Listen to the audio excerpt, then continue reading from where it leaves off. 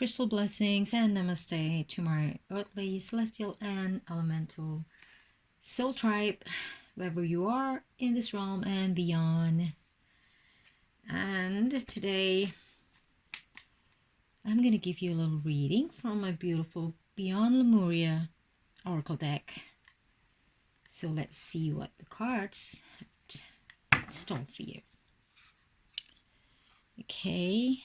Oh, we've got the high out chakra, the same with the back of the cards. And let me shuffle with my little, you can see the size of the cards and my palms. So yeah, I will shuffle it as the best way I can. Just shuffling. And it's a lot of cards, it's quite thick. So, I mean, yeah, you can do that way of shuffling, which I tried, but it's just too beautiful. I don't want to bend them and curve them that way. So, oh, it's been very gloomy and rainy for the past 2 weeks, I think, more than a week. So it's quite dark and I have to use artificial lighting. But just quite okay because these cards are matte. It's glossy, you know, it takes too much glare, reflective. So, oh, something came off. Yes, we have She of the Lotus. You can see this beautiful card. Let's see what the message say. Have for us today with this beautiful She of Lotus. It's beautiful art. You know, I can't get enough of oracle decks that is created by artists or co-created, you know, with the artwork. It's, I mean, being an artist myself, I really appreciate that. It's a different vibration than just having photographs, but I think most of the oracle decks have some artists working on it. So, but this deck is authored and, you know, the artwork is done by the same person, Easy Ivy. It's really beautiful. So let's look at She of the Lotus, card number 43. Oh, that's bright. You can see the card now with the lights. So 43.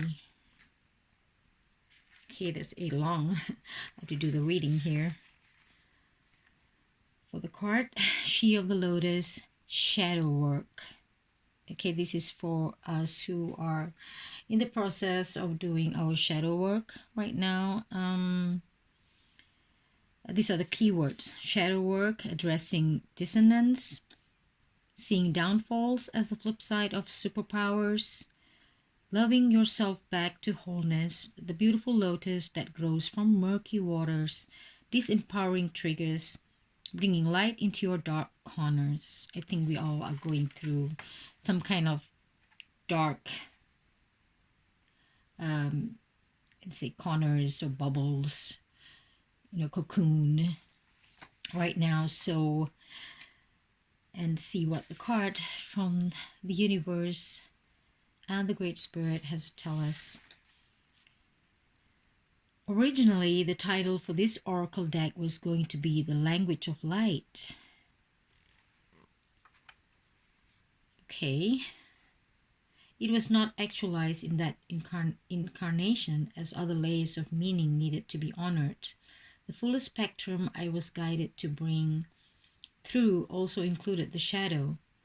In hindsight, choosing to deepen the message of balance that the Lemurians were bringing forth through this work meant I had to experience my shadow. So initially she wanted to name this The Language of Light, but with the shadow aspect and the shadow work, it became She of the Lotus. Stand it this way.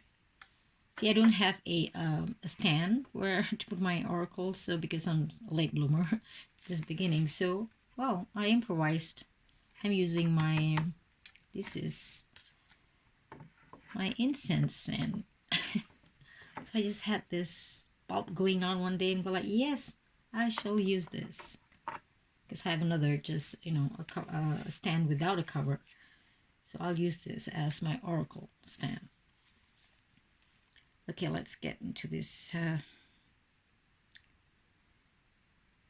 Where is it? Okay. My shadow encounters brought light into nooks I didn't know I had.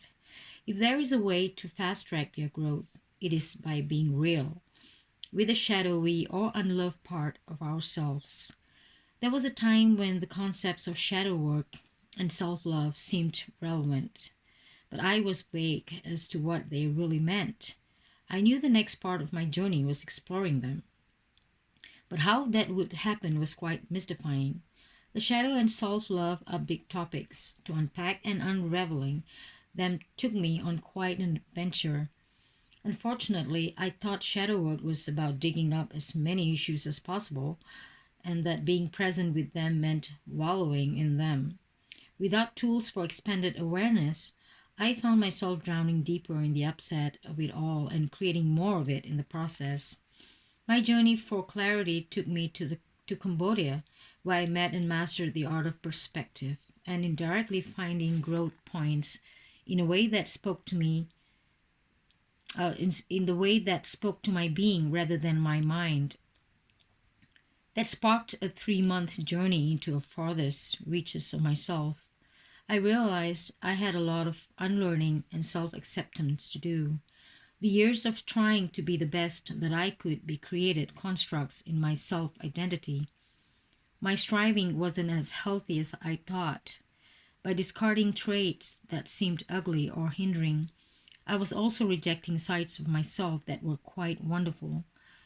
They were two sides of the coin, and equally they were part of my true nature. When we discard any part of ourselves, we are throwing the baby out with the bathwater. Often our greatest strengths are the greatest weakness, and vice versa. When we reject or deny parts of ourselves, we end up feeling hollow, lost, and detached. When we take them out of the trash and work with them through compassion, gentleness, honesty, and non judgment, we can shine light on these shadows and see them for what they are. Incredibly, my perceived weakness vanished as I peeled the layers further and further back to explore the past experiences that accompanied them. Accepting the shadows enough to bring them into the daylight was usually all it took for them to dissipate. Their power dissolved, and I could see them for what they were, or rather were not. Paradoxically, self love is a catalyst for transformation. Alchemizing painful triggers is an opportunity for awareness that help us reclaim more of ourselves as the dense spaces begin to evaporate. We can feel, we can be filled with more light, more love, and we create an upward healing spiral. I have come to learn that shadow work and self love are practices to implement on a day to day basis. When we merge this awareness with moment to moment consciousness, densities don't even get a chance to form. We can then live and love even bigger. And this is true freedom, self empowerment, and where authentic love and light can radiate. A true light bringer shines light in all corners so shadows can be acknowledged and released. Divinatory meaning. Take a look at any unconscious patterns that may be running you. Are there elements of yourself you need to take out of the trash, dust off, and reabsorb? Shadows can be painful or tender to the touch.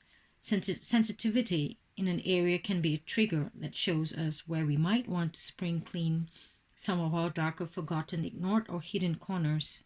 Accepting our shadows is the first stage in restoring ourselves to wholeness. In self-love, in self-love. Peel back the layers where there is shame, guilt, or fear and bring them into the daylight. Under a loving and compassionate light, they will resolve and reassimilate so you can re-engage with your superpowers.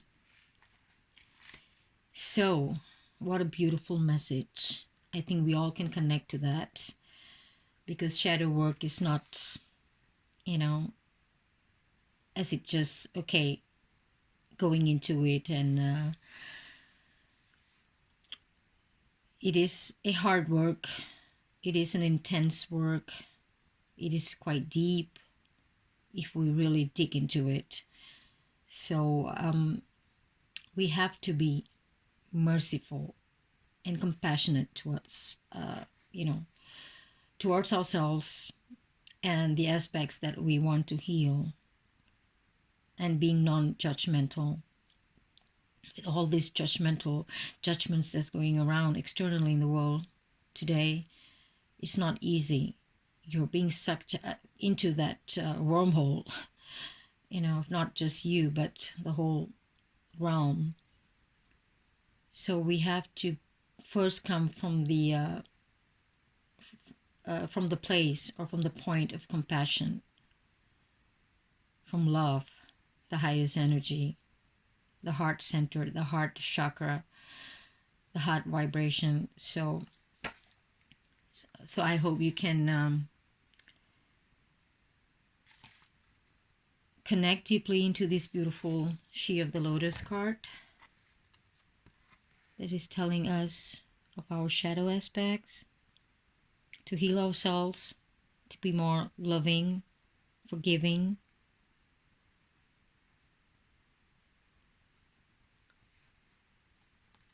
And in the end, I hope it's all love.